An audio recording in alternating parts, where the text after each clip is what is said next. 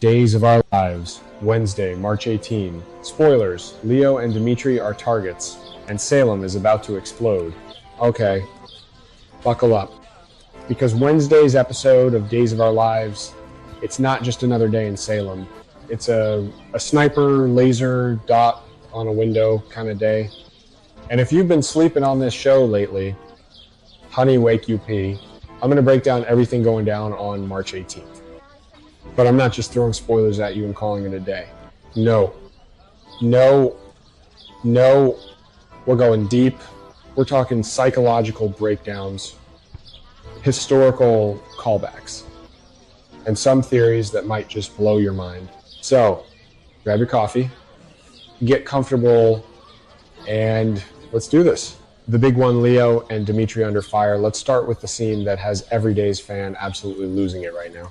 Leo is talking, because of course Leo is talking, that man never stops, and Dimitri suddenly freezes. Why? Because there is a laser sight cutting through the window, aimed directly at them. A sniper, an actual sniper, inside him, and then bang, a bullet shatters the glass. Now here's the moment that gave me genuine chills. Dimitri immediately thinks Leo has been shot. The panic, the horror on his face, that's not just drama for drama's sake. That's a man who has actually grown to care about Leo Stark in ways he probably never expected. You can't fake that kind of fear. And for a character like Dimitri von Leuschner, who spent so much of his early arc being this calculating, self-serving schemer, this moment is massive. But here's the kicker, Leo is fine. The bullet missed. For now, because the message from Vivian Alamain's people is crystal clear, they are not letting anyone connected to Alamania walk out of this alive. You know what this reminds me of? Think back to when we saw Vivian at her most dangerous burying Carly Manning alive, orchestrating chaos from the shadows, always using proxies to do her dirty work. Louise Sorel has always played Vivian as this aristocratic predator who believes eliminating problems is just good. Housekeeping, and right now Leo and Dimitri are very much a problem. She wants cleaned up. What I find genuinely fascinating, and this is where I'll push back against the popular fan take, a lot of people see Leo as comic relief. Someone who shouldn't be taken seriously in a life or death storyline. But I completely disagree. Leo Stark has been one of the most consistently entertaining and emotionally complex characters in recent Salem history. His relationship with Dimitri, as chaotic and messy as it started, evolved into something the writers could actually mine for real stakes. This is the payoff, and I'm here for every second of it. The ISA connection and Klaus's shadow. Here's where the web gets even more tangled, and honestly, more interesting. Klaus is in Salem. He's watching Liam Soleko, played by Harren Hines, and the whole mission seems designed to tie up loose ends that could be traced back to Vivian. Think about what that means for a second. Vivian is operating through layers here. Klaus, Liam, the sniper, these aren't coincidences. This is an organization cleaning house. But here's the good news for our boys, Leo and Dimitri. The ISA is in town. Now, longtime Days fans know the ISA's track record in Salem is, let's be generous and call it inconsistent. They've been involved in some of the show's most legendary spy storylines. John Black and Steve Johnson have built entire legacies around that organization. The ISA showing up here signals that this isn't just a local Salem problem anymore. Vivian's reach is apparently international, and that elevates the entire stakes of this arc considerably. My prediction, I think we're going to see the ISA forced into an uneasy alliance with at least one Salem PD or DA contact. And given the political landscape right now in Salem, with the DA's office already under pressure, that partnership is going to be messy in the best possible way. E.J. DiMera gets grilled by Belle Brady. Oh, this one. E.J. DiMera is being questioned by none other than Belle Brady, District Attorney. Legal pit bull, and in this case, a woman who used to be his girlfriend.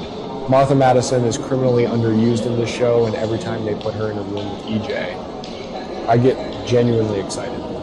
Now, let's be clear about the facts. EJ is legally innocent in Stephanie's kidnapping. He found out what was happening right around the same time Alex and Rafe did. He saw them. He didn't pull the trigger on that operation.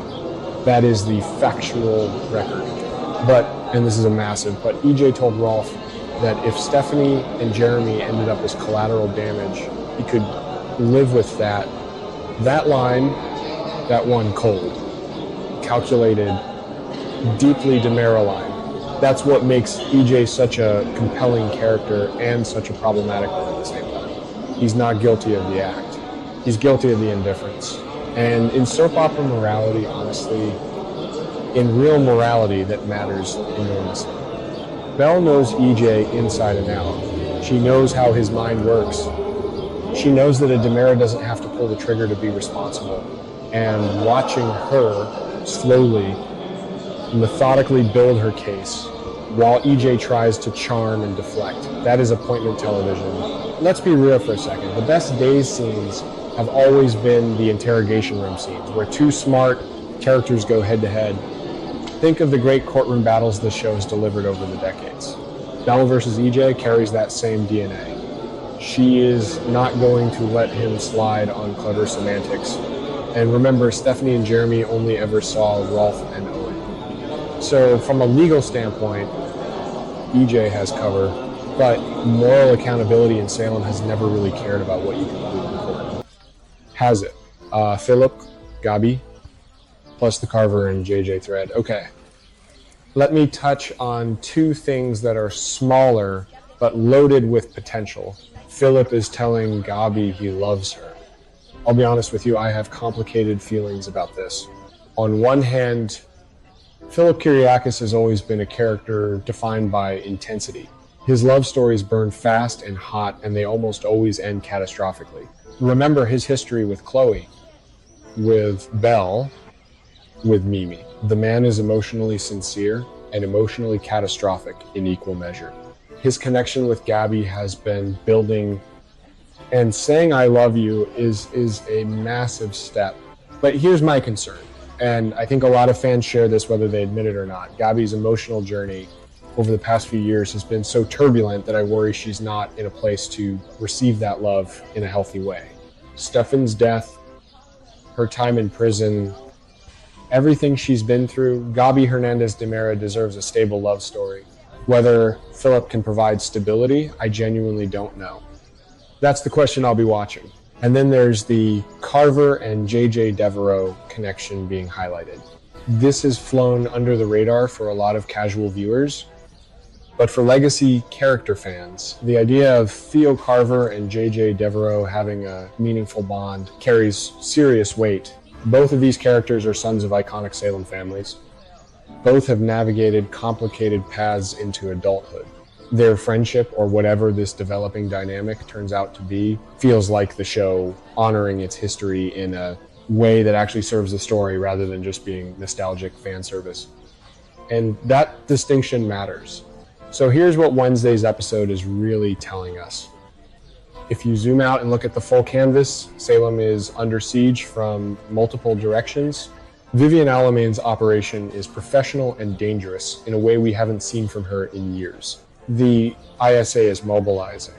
The DA's office is applying pressure on the DiMera empire.